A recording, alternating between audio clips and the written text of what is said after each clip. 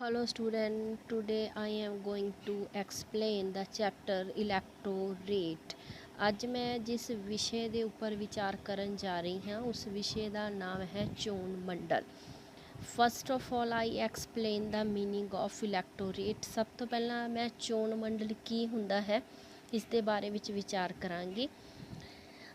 ਆਧੁਨਿਕ ਯੁੱਗ ਪ੍ਰਤੀਨਿਧੀ ਲੋਕਤੰਤਰ ਦਾ ਯੁੱਗ ਹੈ। ਪ੍ਰਤੀਨਿਧੀ ਲੋਕਤੰਤਰ ਵਿੱਚ ਬਾਲਗ ਮਤ ਅਧਿਕਾਰ ਦੇ ਸਿਧਾਂਤ ਦੇ ਆਧਾਰ 'ਤੇ ਮਤਦਾਤਾਵਾਂ ਦੁਆਰਾ ਆਪਣੇ ਪ੍ਰਤੀਨਿਧਾਂ ਦੀ ਚੋਣ ਕੀਤੀ ਜਾਂਦੀ ਹੈ। ਪ੍ਰਤੀਨਿਧੀ ਲੋਕਤੰਤਰ ਵਿੱਚ ਮਤਦਾਤਾਵਾਂ ਨੂੰ ਸਮੂਹਿਕ ਤੌਰ 'ਤੇ ਚੋਣਕਾਰ ਜਾਂ ਚੋਣ ਮੰਡਲ ਕਿਹਾ ਜਾਂਦਾ ਹੈ। ਇਸ ਤਰ੍ਹਾਂ ਅਸੀਂ ਕਹਿ ਸਕਦੇ ਹਾਂ ਕਿ ਚੋਣ ਮੰਡਲ ਕੀ ਹੈ ਕਿ ਲੋਕਤੰਤਰ ਵਿੱਚ ਮਤਦਾਤਾਵਾਂ ਨੂੰ ਸਮੂਹਿਕ ਤੌਰ 'ਤੇ ਚੋਣ ਮੰਡਲ ਜਾਂ ਚੋਣਕਾਰ ਦਾ ਨਾਂ ਦਿੱਤਾ ਜਾਂਦਾ ਹੈ। ਅੱਗੇ ਅਸੀਂ ਗੱਲ ਕਰਾਂਗੇ ਬਾਲਗ ਮਤ ਅਧਿਕਾਰ adult franchises. Adult franchises meaning and argument in favour and against.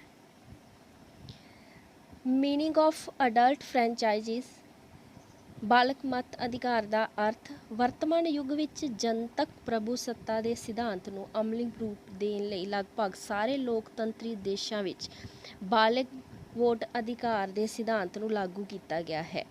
ਬਾਲਗ ਵੋਟ ਅਧਿਕਾਰ ਤੋਂ ਭਾਵ ਹੈ ਕਿ ਨਿਸ਼ਚਿਤ ਉਮਰ 'ਤੇ ਪੁੱਜੇ ਹੋਏ ਹਰੇਕ ਪੁਰਖ ਤੇ ਇਸਤਰੀ ਨੂੰ ਬਿਨਾਂ ਕਿਸੇ ਭੇਦਭਾਵ ਦੇ ਵੋਟ ਦਾ ਅਧਿਕਾਰ ਦਿੱਤਾ ਜਾਵੇ। ਨਿਸ਼ਚਿਤ ਉਮਰ ਤੋਂ ਵੱਧ ਉਮਰ ਵਾਲੇ ਵਿਅਕਤੀਆਂ ਨੂੰ ਬਾਲਗ ਕਿਹਾ ਜਾਂਦਾ ਹੈ। ਉਦਾਹਰਨ ਵਜੋਂ ਜੇਕਰ ਅਸੀਂ ਗੱਲ ਕਰੀਏ ਭਾਰਤ, ਰੂਸ, ਅਮਰੀਕਾ, ਇੰਗਲੈਂਡ ਵਿੱਚ ਇਹ ਉਮਰ 18 ਸਾਲ ਨਿਸ਼ਚਿਤ ਕੀਤੀ ਗਈ ਹੈ। ਇਹ ਉਮਰ ਹਰੇਕ ਦੇਸ਼ ਵਿੱਚ ਉੱਥੋਂ ਦੀਆਂ ਸਮਾਜਿਕ ਅਤੇ ਰਾਜਨੀਤਿਕ ਸਥਿਤੀਆਂ ਨੂੰ ਮੁੱਖ ਰੱਖ ਕੇ ਨਿਸ਼ਚਿਤ ਕੀਤੀ ਗਈ ਹੈ। ਨਿਸ਼ਚਿਤ ਉਮਰ 'ਤੇ ਪੁੱਜਣ ਵਾਲੇ ਹਰ ਪੁਰਖ ਤੇ ਇਸਤਰੀ ਨੂੰ ਜਾਤੀ, ਧਰਮ, ਲਿੰਗ, ਸੰਪੱਤੀ, ਰੰਗ ਦੇ ਆਧਾਰ 'ਤੇ ਬਿਨਾਂ ਵਿਤਕਰਾ ਕੀਤੇ ਵੋਟ ਦਾ ਅਧਿਕਾਰ ਦੇਣਾ ਬਾਲਗ ਵੋਟ ਅਧਿਕਾਰ ਅਖਵਾਉਂਦਾ ਹੈ। ਜੇਕਰ ਇਹ ਅਧਿਕਾਰ ਕਿਸੇ ਭੇਦਭਾਵ ਦੇ ਆਧਾਰ 'ਤੇ ਦਿੱਤਾ ਜਾਵੇ ਤਾਂ ਅਸੀਂ ਇਸ ਨੂੰ ਬਾਲਗ ਵੋਟ ਅਧਿਕਾਰ ਨਹੀਂ ਕਹਿ ਸਕਦੇ। ਜੇਕਰ ਅਸੀਂ ਗੱਲ ਕਰੀਏ ਬਿਲਕੁਲ ਹੀ ਸਪਸ਼ਟ ਸ਼ਬਦਾਂ ਦੇ ਵਿੱਚ ਤਾਂ ਜੋ ਵਿਅਕਤੀ ਜੋ ਭਾਰਤ ਦਾ ਨਾਗਰਿਕ, ਚਾਹੇ ਉਹ ਇਸਤਰੀ ਹੈ ਚਾਹੇ ਉਹ ਪੁਰਸ਼ ਹੈ, ਉਹ ਜਦੋਂ ਆਪਣੀ 18 ਸਾਲ ਦੀ ਉਮਰ ਪੂਰੀ ਕਰ ਲੈਂਦਾ ਹੈ, ਚਾਹੇ ਉਹ ਕਿਸੇ ਵੀ ਰੰਗ, ਧਰਮ, ਨਸਲ, ਜਾਤ ਨਾਲ ਸੰਬੰਧਿਤ ਹੋਵੇ, ਉਸ ਨੂੰ ਰਾਈਟ ਟੂ ਵੋਟ ਬਾਲਗ ਵੋਟ ਅਧਿਕਾਰ ਮਿਲ ਜਾਂਦਾ ਹੈ, ਜਿਸ ਨਾਲ ਉਹ ਆਪਣੀ ਮਨਪਸੰਦ ਦੀ ਸਰਕਾਰ ਚੁਣ ਸਕਦਾ ਹੈ। ਤਾਂ ਇਸ ਨੂੰ ਬਾਲਗ ਮਤ ਅਧਿਕਾਰ ਕਿਹਾ ਜਾਂਦਾ ਹੈ। ਇਸ ਤੋਂ ਬਾਅਦ ਅਸੀਂ ਗੱਲ ਕਰਾਂਗੇ argument in favour of adult franchises ਕਿ ਬਾਲਗ ਮਤ ਅਧਿਕਾਰ ਦੇ ਪੱਖ ਵਿੱਚ ਦਲੀਲਾਂ ਕਿ ਇਹ ਜੋ 18 ਸਾਲ ਉਮਰ ਪੂਰੀ ਕਰਨ ਤੋਂ ਬਾਅਦ ਜਿਹੜਾ ਭਾਰਤ ਦੇ ਨਾਗਰਿਕਾਂ ਨੂੰ ਬਾਲਗ ਮਤ ਅਧਿਕਾਰ ਦਿੱਤਾ ਗਿਆ ਹੈ, ਇਹ ਕਿੱਥੋਂ ਤੱਕ ਠੀਕ ਹੈ, ਇਸ ਦੇ ਹੱਕ ਵਿੱਚ ਅਸੀਂ ਦਲੀਲਾਂ ਦੇਵਾਂਗੇ। ਸਭ ਤੋਂ ਪਹਿਲਾਂ ਅਸੀਂ ਗੱਲ ਕਰਾਂਗੇ ਇਹ ਲੋਕਤੰਤਰਿਕ ਹੈ ਕਿ ਲੋਕਤੰਤਰ ਦਾ ਮੁੱਖ ਅਧਿਕਾਰ ਸਮਾਨਤਾ ਹੈ। ਲੋਕਤੰਤਰੀ ਰਾਜ ਵਿੱਚ ਰਾਜਨੀਤਿਕ ਖੇਤਰ ਅੰਦਰ ਕਿਸੇ ਪ੍ਰਕਾਰ ਦਾ ਭੇਦਭਾਵ ਵਿਤਕਰਾ ਨਾਗਰਿਕਾਂ ਨਾਲ ਨਹੀਂ ਕੀਤਾ ਜਾਂਦਾ। ਜੇਕਰ ਵੋਟ ਦਾ ਅਧਿਕਾਰ ਕਿਸੇ ਵਿਸ਼ੇਸ਼ ਆਧਾਰ 'ਤੇ ਦਿੱਤਾ ਜਾਵੇਗਾ ਤਾਂ ਸਮਾਜ ਵਿੱਚ ਭੇਦਭਾਵ ਦਾ ਜੋ ਇੱਕ ਵਿਚਾਰ ਹੈ ਉਹ ਪੈਦਾ ਹੋਵੇਗਾ। ਇਸ ਕਰਕੇ 18 ਸਾਲ ਉਮਰ ਪੂਰੀ ਕਰਨ ਤੋਂ ਬਾਅਦ ਭਾਰਤ ਦੇ ਸਾਰੇ ਨਾਗਰਿਕਾਂ ਨੂੰ ਵੋਟ ਦਾ ਅਧਿਕਾਰ ਦੇਣਾ ਇੱਕ ਲੋਕਤੰਤਰੀ ਪ੍ਰਕਿਰਿਆ ਦੇ ਅਨੁਸਾਰ ਹੀ ਹੈ। ਰਾਜਨੀਤਿਕ ਸਿੱਖਿਆ ਦਾ ਸਾਧਨ ਜੇਕਰ ਵੋਟ ਦਾ ਅਧਿਕਾਰ ਕਿਸੇ ਵਿਸ਼ੇਸ਼ ਅਧਿਕਾਰ 'ਤੇ ਕੁਝ ਵਿਅਕਤੀਆਂ ਤੱਕ ਸੀਮਤ ਹੋਵੇਗਾ ਤਾਂ ਦੂਸਰੇ ਲੋਕਾਂ ਦੀ ਰਾਜਨੀਤਿਕ ਕੰਮਾਂ ਵਿੱਚ ਰੁਚੀ ਨਹੀਂ ਹੋਵੇਗੀ। ਉਹਨਾਂ ਨੂੰ ਦੇਸ਼ ਦੀਆਂ ਸਮੱਸਿਆਵਾਂ ਸੰਬੰਧੀ ਵੀ ਕੋਈ ਗਿਆਨ ਨਹੀਂ ਹੋਵੇਗਾ। ਉਹ ਦੇਸ਼ ਦੇ ਵਿਕਾਸ ਲਈ ਕਿਸੇ ਪ੍ਰਕਾਰ ਦਾ ਯੋਗਦਾਨ ਨਹੀਂ ਦੇਣਗੇ। ਇਸ ਤੋਂ ਉਲਟ ਜੇਕਰ ਵੋਟ ਅਧਿਕਾਰ ਬਿਨਾਂ ਭੇਦਭਾਵ ਸਭ ਨੂੰ ਦਿੱਤਾ ਜਾਏਗਾ ਤਾਂ ਸਾਰੇ ਨਾਗਰਿਕ ਰਾਜਨੀਤਿਕ ਜੋ ਕਿਰਿਆਵਾਂ ਵਿੱਚ ਵੱਧ ਚੜ੍ਹ ਕੇ ਹਿੱਸਾ ਲੈਣਗੇ। ਇਸ ਤਰ੍ਹਾਂ ਉਹਨਾਂ ਨੂੰ ਰਾਜਨੀਤਿਕ ਸਿੱਖਿਆ ਪ੍ਰਾਪਤ ਹੋਵੇਗੀ। ਜਿਸ ਚੀਜ਼ ਦਾ ਸੰਬੰਧ ਸਭ ਨਾਲ ਹੈ ਉਸ ਦਾ ਨਿਰਣਾ ਵੀ ਸਭ ਨੂੰ ਹੀ ਕਰਨਾ ਚਾਹੀਦਾ ਹੈ। ਨੈਤਿਕ ਪੱਖ ਤੋਂ ਇਸ ਸਿਧਾਂਤ ਵਿੱਚ ਸੱਚਾਈ ਲੱਗਦੀ ਹੈ ਕਿ ਜਿਸ ਚੀਜ਼ ਦਾ ਸੰਬੰਧ ਸਭ ਵਿਅਕਤੀਆਂ ਨਾਲ ਹੈ ਉਸ ਦਾ ਨਿਰਣਾ ਕਰਨ ਦਾ ਅਧਿਕਾਰ ਵੀ ਸਭ ਨੂੰ ਪ੍ਰਾਪਤ ਹੋਣਾ ਚਾਹੀਦਾ ਹੈ ਕਿ ਸਰਕਾਰ ਦੇ ਕਾਨੂੰਨ ਕੁਝ ਪੜ੍ਹੇ ਲਿਖੇ ਵਿਅਕਤੀਆਂ ਜਾਂ ਕੇਵਲ ਅਮੀਰਾਂ ਲਈ ਨਹੀਂ ਬਣਾਏ ਜਾਂਦੇ, ਸਗੋਂ ਦੇਸ਼ ਵਿੱਚ ਵਸਦੇ ਸਭ ਲੋਕਾਂ ਨੂੰ ਉਹ ਕਾਨੂੰਨ ਪ੍ਰਭਾਵਿਤ ਕਰਦੇ ਹਨ। ਇਸ ਲਈ ਸਰਕਾਰ ਦੇ ਨਿਰਮਾਣ ਕਰਨ ਵਿੱਚ ਸਭ ਬਾਲਗਾਂ ਨੂੰ ਬਿਨਾਂ ਕਿਸੇ ਭੇਦਭਾਵ ਦੇ ਵੋਟ ਦਾ ਅਧਿਕਾਰ ਹੋਣਾ ਚਾਹੀਦਾ ਹੈ। ਘੱਟ ਗਿਣਤੀ ਜਾਤੀਆਂ ਦੀ ਸੰਤੁਸ਼ਟਤਾ। ਬਾਲਕ ਵੋਟ ਅਧਿਕਾਰ ਨਾਲ ਘੱਟ ਗਿਣਤੀ ਜੋ ਜਾਤੀਆਂ ਹਨ ਉਹਨਾਂ ਨੂੰ ਵੀ ਯੋਗ ਪ੍ਰਤੀਨਿਧਤਾ ਮਿਲ ਜਾਂਦੀ ਹੈ। ਉਹਨਾਂ ਦੀ ਪ੍ਰਤੀਨਿਧਤਾ ਨੂੰ ਯਕੀਨੀ ਬਣਾਉਣ ਲਈ ਕੋਈ ਵਿਸ਼ੇਸ਼ ਚੋਣ ਪ੍ਰਣਾਲੀ ਵੀ ਅਪਣਾਈ ਜਾ ਸਕਦੀ ਹੈ। ਵੋਟ ਅਧਿਕਾਰ ਪ੍ਰਾਪਤ ਕਰਕੇ ਘੱਟ ਗਿਣਤੀਆਂ ਸੰਤੁਸ਼ਟ ਰਹਿੰਦੀਆਂ ਹਨ ਅਤੇ ਬਹੁਤ ਗਿਣਤੀ ਨਾਲ ਕਿਸੇ ਪ੍ਰਕਾਰ ਦੀ ਜ਼ਿਆਦਤੀ ਉਹਨਾਂ ਨਾਲ ਨਹੀਂ ਕਰ ਸਕਦੀ। ਇਸ ਨਾਲ ਰਾਸ਼ਟਰੀ ਏਕਤਾ ਵੱਧਦੀ ਹੈ। ਹਰੇਕ ਵਿਅਕਤੀ ਨੂੰ ਬਿਨਾਂ ਕਿਸੇ ਭੇਦਭਾਵ ਦੇ ਵੋਟ ਅਧਿਕਾਰ ਦੇਣ ਨਾਲ ਰਾਸ਼ਟਰੀ ਏਕਤਾ ਵੱਧਦੀ ਹੈ। ਅਜਿਹੀ ਸਥਿਤੀ ਵਿੱਚ ਕੋਈ ਵੀ ਵਿਅਕਤੀ ਆਪਣੇ ਆਪ ਨੂੰ ਸਰਵਸ਼੍ਰੇਸ਼ਟ ਨਹੀਂ ਸਮਝਦਾ, ਕਿਉਂਕਿ ਸਭ ਵਿਅਕਤੀਆਂ ਨੂੰ ਜੀਵਨ ਦਾ ਵਿਕਾਸ ਕਰਨ ਲਈ ਸਮਾਨ ਮੌਕੇ ਪ੍ਰਾਪਤ ਹੁੰਦੇ ਹਨ। ਜੇਕਰ ਕਿਸੇ ਇੱਕ ਵਰਗ ਨੂੰ ਜਾਤੀ ਨੂੰ ਵੋਟ ਦਾ ਅਧਿਕਾਰ ਦਿੱਤਾ ਜਾਵੇ ਤਾਂ ਰਾਸ਼ਟਰੀ ਏਕਤਾ ਦੇ ਨਸ਼ਟ ਹੋਣ ਦਾ ਖਤਰਾ ਬਣਿਆ ਰਹਿੰਦਾ ਹੈ। ਬਾਲਕ ਵੋਟ ਅਧਿਕਾਰ ਨਾ ਦੇਣ ਨਾਲ ਸਮਾਜ ਵਿਰੋਧੀ ਸ਼੍ਰੇਣੀਆਂ ਵਿੱਚ ਵੰਡਿਆ ਜਾਵੇਗਾ। ਜੇਕਰ ਕੁਝ ਵਿਅਕਤੀਆਂ ਨੂੰ ਵੋਟ ਦਾ ਅਧਿਕਾਰ ਦਿੱਤਾ ਜਾਵੇ ਤੇ ਬਾਕੀਆਂ ਨੂੰ ਇਸ ਅਧਿਕਾਰ ਤੋਂ ਵਾਂਝੇ ਰੱਖਿਆ ਜਾਵੇਗਾ ਤਾਂ ਸਮਾਜ ਕਈ ਸ਼੍ਰੇਣੀਆਂ ਵਿੱਚ ਵੰਡਿਆ ਜਾਵੇਗਾ। ਜਿਨ੍ਹਾਂ ਨੂੰ ਇਹ ਅਧਿਕਾਰ ਪ੍ਰਾਪਤ ਨਹੀਂ ਹੋਵੇਗਾ ਉਹ ਅਧਿਕਾਰ ਪ੍ਰਾਪਤ ਵਿਅਕਤੀਆਂ ਨਾਲ ਈਰਖਾ ਕਰਨਗੇ। ਇਸ ਤਰ੍ਹਾਂ ਸਮਾਜ ਵਿੱਚ ਵੱਖ-ਵੱਖ ਸ਼੍ਰੇਣੀਆਂ ਦੀ ਵੰਡ ਰਾਸ਼ਟਰੀ ਹਿੱਤਾਂ ਲਈ ਘਾਤਕ ਖਤਰਨਾਕ ਸਿੱਧ ਹੋ ਸਕਦੀ ਹੈ। ਨਾਗਰਿਕਾਂ ਵਿੱਚ ਸਵੈ-ਮਾਣ ਦੀ ਭਾਵਨਾ ਉਤਪੰਨ ਕਰਦਾ ਹੈ। ਜੇਕਰ ਵੋਟ ਅਧਿਕਾਰ ਕੁਝ ਵਿਅਕਤੀਆਂ ਤੱਕ ਸੀਮਤ ਕੀਤਾ ਜਾਵੇ ਤਾਂ ਦੂਸਰੇ ਲੋਕਾਂ ਅੰਦਰ ਘਟੀਆਪਣ ਦੀ ਭਾਵਨਾ ਉਤਪੰਨ ਹੋਵੇਗੀ। ਘਟੀਆਪਣ ਦੀ ਭਾਵਨਾ ਵਿਅਕਤੀਆਂ ਦੀ ਸ਼ਖਸੀਅਤ ਨੂੰ ਨਸ਼ਟ ਕਰ ਦਿੰਦੀ ਹੈ। ਇਸ ਤੋਂ ਉਲਟ ਹਰੇਕ ਵਿਅਕਤੀ ਨੂੰ ਵੋਟ ਦਾ ਅਧਿਕਾਰ ਦੇਣ ਨਾਲ ਉਹਨਾਂ ਅੰਦਰ ਜ਼ਿੰਮੇਵਾਰੀ ਦੀ ਭਾਵਨਾ ਦਾ ਵਿਕਾਸ ਹੋਵੇਗਾ ਤੇ ਵੋਟ ਦਾ ਅਧਿਕਾਰ ਪ੍ਰਾਪਤ ਕਰਕੇ ਵਿਅਕਤੀ ਆਪਣੇ ਆਪ ਨੂੰ ਘਟੀਆ ਅਨੁਭਵ ਨਹੀਂ ਕਰਦਾ, ਸਗੋਂ ਉਸ ਅੰਦਰ ਸਵੈ-ਮਾਣ ਦੀ ਭਾਵਨਾ ਪ੍ਰਬਲ ਹੁੰਦੀ ਹੈ ਤੇ ਸਵੈ-ਮਾਣ ਦੀ ਭਾਵਨਾ ਨਾਲ ਭਰਪੂਰ ਇੱਕ ਨਾਗਰਿਕ ਰਾਸ਼ਟਰ ਦੇ ਨਿਰਮਾਣ ਵਿੱਚ ਬੜਾ ਸੁਚੱਜਾ ਯੋਗਦਾਨ ਦੇ ਸਕਦਾ ਹੈ।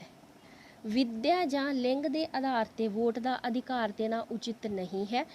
ਕਈ ਵਿਚਾਰਕਾਂ ਦਾ ਮਤ ਹੈ ਕਿ ਵੋਟ ਦਾ ਅਧਿਕਾਰ ਅਨਪੜ੍ਹ ਵਿਅਕਤੀਆਂ ਨੂੰ ਜਾਂ ਇਸਤਰੀਆਂ ਨੂੰ ਨਹੀਂ ਮਿਲਣਾ ਚਾਹੀਦਾ।